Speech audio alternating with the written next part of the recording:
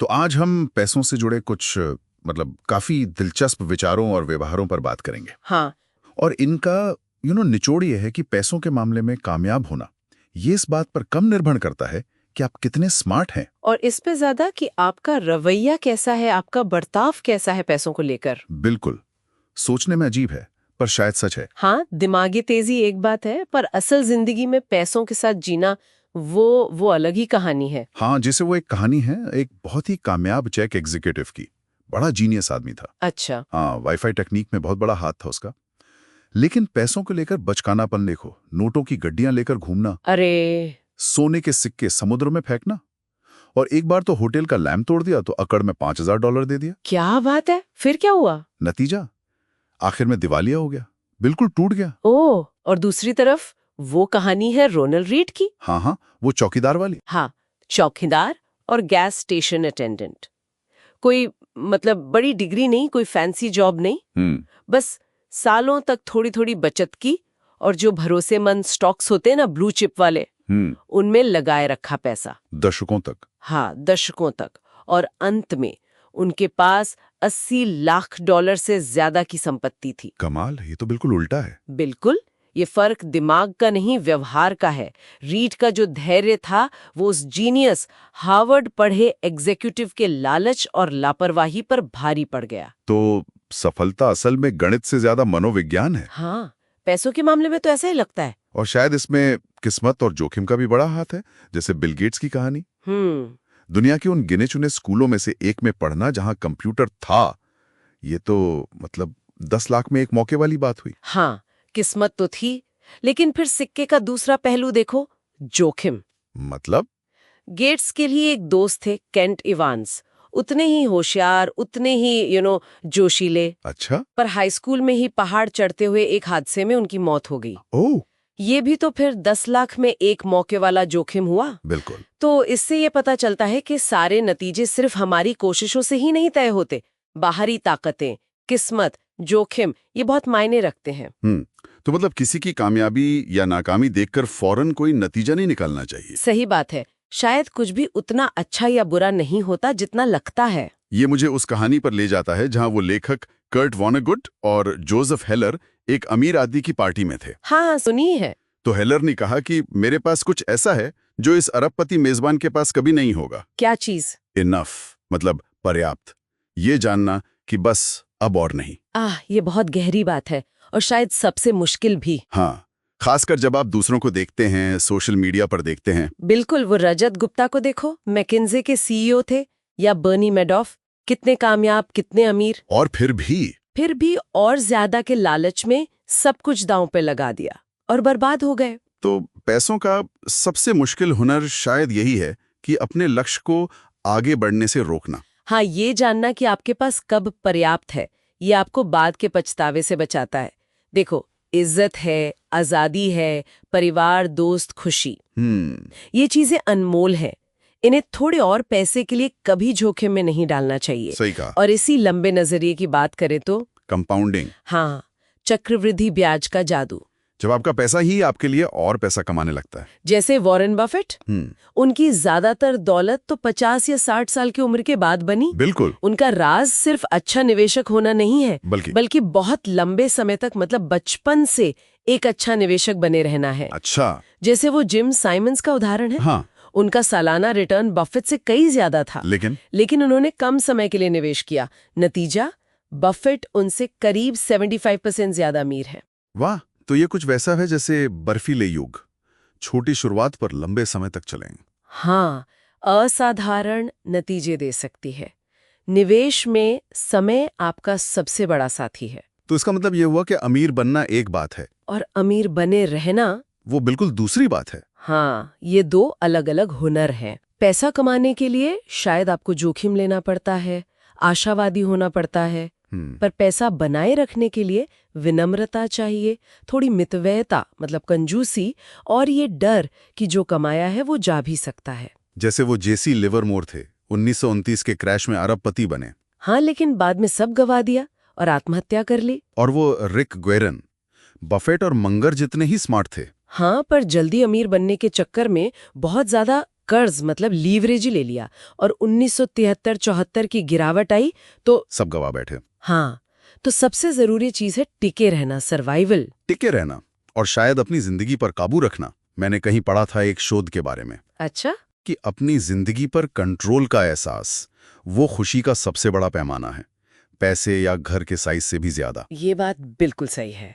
पैसे का सबसे बड़ा फायदा, उसकी सबसे बड़ी कीमत यही है कि वो आपको अपने समय पर नियंत्रण देता है, विकल्प देता है। हाँ, विकल्प देता है, लचीलापन देता है, मुश्किल वक्त में सहारा देता है। ये वो असली डिविडेंड है जो कोई महंगी लग्जरी चीज शायद ही दे पाए। और अक्सर जो असली दौलत होती है वो दिखती भी नहीं है ना? बिल्कुल। जैसे वो वैलेट पार्किंग वाला सोच सकता है कि अरे वाह कितनी महंगी कार है, ये आदमी तो बहुत अमीर होगा। पर हो सकता है उसने लोन लेकर कार लियो। हाँ, या शायद उसके पास बस वही कार ही हो। धन वो है जो छिपा हुआ है, वो संपत्ति जो खरीदी नहीं गई, वो कारें जो नहीं खरीदी, वो गहने जो नहीं पहने। अच्छा, तो अमीर होना मतलब आज की कमाई जो दिखती है। हाँ, ज्यादातर। और धनवान होना मतलब वो कमाई जो खर्च नहीं की गई, जो बचाई गई है, जो छुपी हुई है। तो धनवान बनने का एकमात्र तरीका है अपने पास मौजूद पैसे को खर्च न करना, उसे बचाना, उसे बढ़ाना। तो अगर ये सब सच है कि पैसों में सफलता बुद्धि या मेहनत से ज्यादा व्यवहार पर, किस्मत पर और लंबे समय तक टिके रहने पर निर्भर करती है, तो फिर किसी को अपने वित्तीय फैसलों के बारे में किस अलग नजरिए से सोचना चाहिए?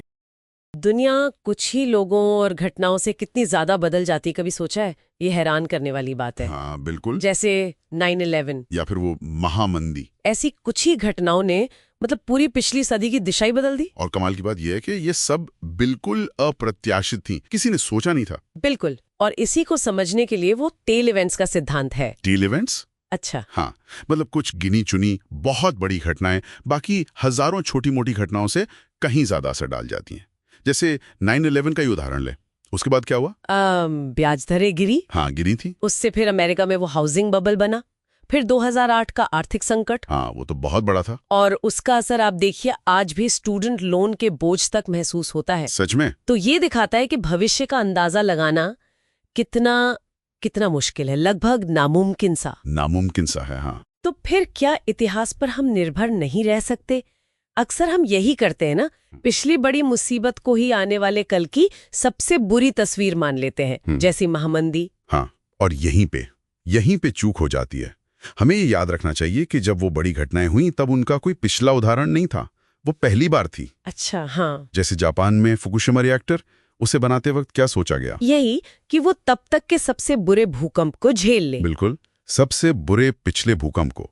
ये सोचा ही नहीं गया कि उससे भी बुरा कुछ हो सकता है क्या? डैनियल kahneman है ना, वो नोबेल पुरस्कार विजेता, वो कहते हैं कि हमें गलतियों से ये सीखना चाहिए कि दुनिया हमें कभी भी चौंका सकती है। अच्छा। न कि ये कि पिछली गलतियां ही भविष्य की सीमाएं तय करेंगी। सही बात है।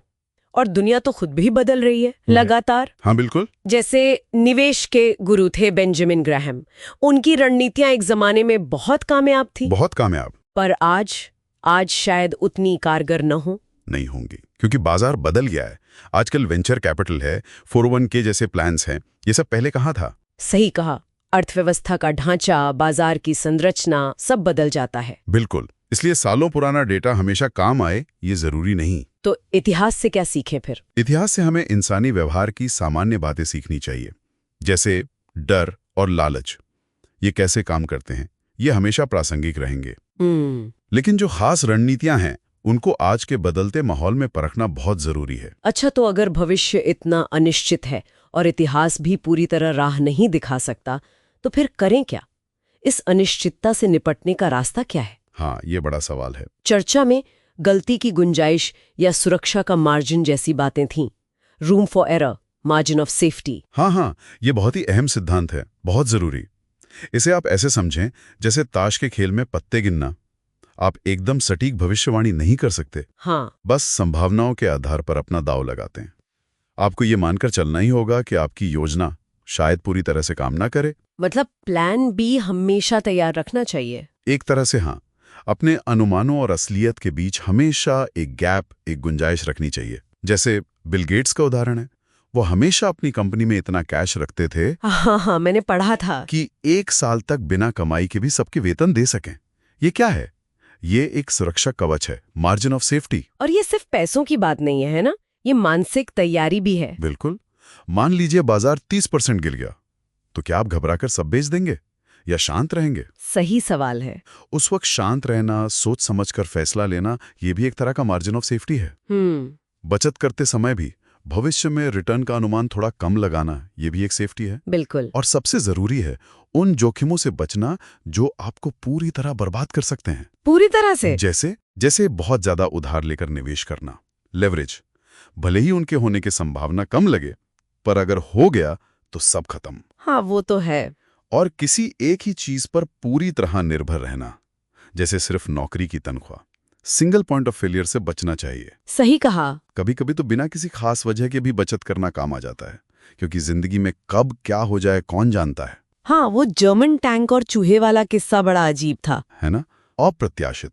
एक और दिलचस्प बात थी इतिहास के अंत का भ्रम, एंड ऑफ हिस्ट्री इल्यूजन। हाँ, डैनियल गिलबर्ट का काम। हम मानते हैं कि हम अतीत में बहुत बदल गए हैं, पर भविष्य में ज्यादा नहीं बदलेंगे।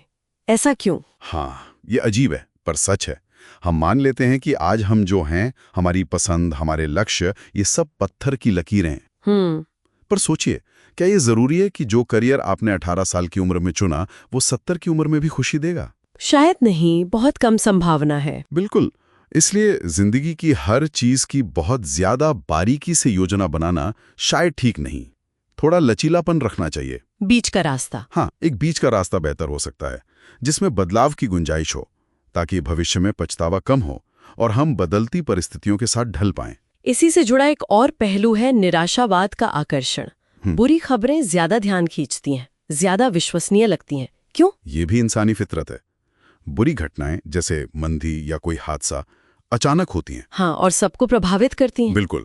उनका असर तुरंत दिखता है, जबकि तरक्की, जैसे चिकित्सा में प्रगति या जीवन स्तर में सुधार, वो धीमी होती है। उस पे ध्यान कम जाता है। हाँ, लेकिन आशावादी होने का मतलब ये नहीं कि सब कुछ हमेशा अच्छा ही होगा। इसका मतलब है कि उतार चढ़ाव के बावजूद लंबे समय में अच्छे नतीजों की संभावना ज्यादा है। और आखिर में वो कहानियों की ताकत, नैरेटिव्स। हाँ। कैसे 2007 और 2009 के बीच असल अर्थव्यवस्था में शायद उतना बदलाव नहीं आया जितना अर्थव्यवस्था के बारे में हमारी कहानी में आया। बिल्कुल। और उसका नतीजा कितना विनाशकारी रहा। हाँ। हम इंसान दुनिया को समझने के लिए कहानियां गढ़ते हैं, खासकर तब जब हालात मुश्किल हों और जानकारी कम हो। और हम अक्सर वो कहानी सुनना चाहते हैं जो हमें अच्छी लगती है। हाँ, बिल्कुल। अपीलिंग फिक्शंस, आकर्षक कल्पनाएं। दिक्कत ये है कि ये हमें गलत फैसलों की ओर ले जा सकती है। हम अपनी अधूरी जानकारी के आधार पर ही मान बैठते हैं कि हमने दुनिया को समझ लिया है। तो इस पूरी बातचीत का अगर सार निकालें तो कुछ बातें साफ हैं। हाँ, बिल्कुल। पहली, दुनिया अप्रत्याशित है, इसलिए हमेशा गलती की गुंजाइश रखें, मार्जिन ऑफ सेफ्टी जरूरी है। दूसरी, इतिहास से सीखें, पर ये न माने कि भविष्य बिल्कुल वैसा ही होगा। सही। तीसरी, ये समझे कि आप खुद भी समय के साथ बदलेंगे, तो योजनाओं में लचीलापन रखें। हाँ, बदलाव को स्वीकार करें। चौथी, निराशावाद आकर्षक लग सकता है, पर लंबे समय में आशावाद ज्यादा टिकाऊ है। बिल्कुल। और सबसे जरूरी, उन कहानियों से सावधान रहें जो हम खुद को या दूसरों को सुनाते हैं। वो आकर्षक कल्पनाएं। हाँ, संक्षेप में कहें तो विनम्रता रखें, बचत करें, पैसे का इस्तेमाल अपने समय पर ज्यादा नियंत्रण पाने के लिए करें, सफलता की कीमत चुकाने को तैयार रहें जिसमें अनिश्चितता और शक भी शामिल है, और हमेशा हमेशा गुंजाइश रखें। और ये जानना भी कि आप कौन सा खेल खेल रहे हैं। हाँ, ये बहुत जरूरी है, और दूसरों के खेल से प्रभावित ना हो। उम्मीद है इस चर्चा से हमारे सुनने वालों को कुछ उपयोगी बातें जानने को मिली होंगी। उम्मीद तो यही है। ये बातचीत आपको कैसी लगी और हम इसे और बेहतर कैसे बना सकते हैं, इस पर अपने विचार हमें जरूर बताइएगा। और सोचने के लिए एक सवाल छोड़ जाते हैं, हम अपनी रोजमर्रा की जिंदगी में इन आकर्षक कल्पनाओं को कैसे पहचान सकते हैं जो हमारे फैसलों को अनजाने में प्रभावित कर रही हैं?